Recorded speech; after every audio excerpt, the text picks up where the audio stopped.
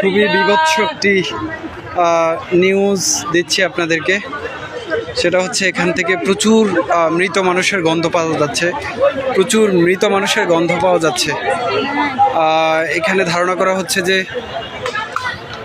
অনেক অনেক মৃত লাশকে এখানে কবর দেওয়া হয়েছে, পুঁতে রাখা হয়েছে মাটির মধ্যে।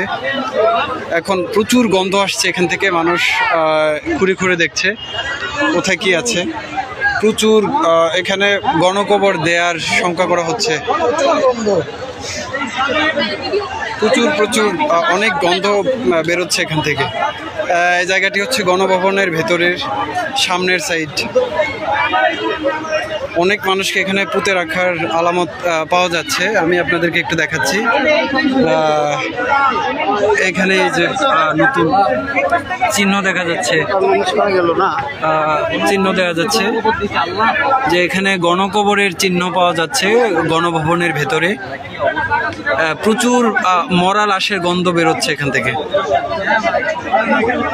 এখানে উৎসুক মানুষ দেখতে পাচ্ছে।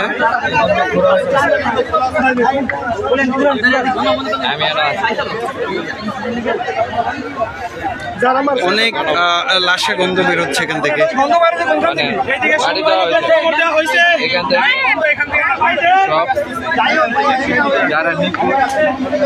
এখানে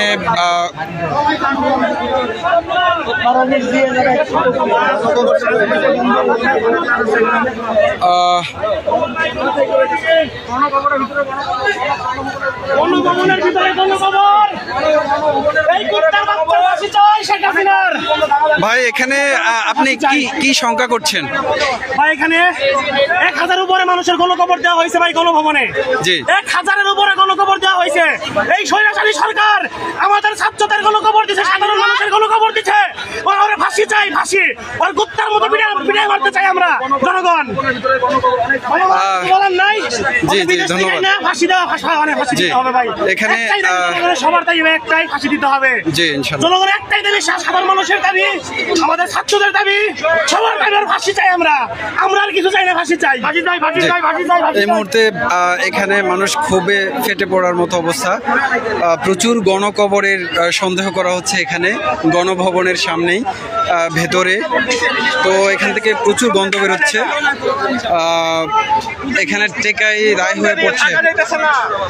এখানে চিহ্ন দেখা যাচ্ছে, অনেক নতুন কবরের চিহ্ন পুঁতে রাখা হয়েছে, পুঁতে রাখার চিহ্ন দেখা যাচ্ছে গণভবনের ভেতরে।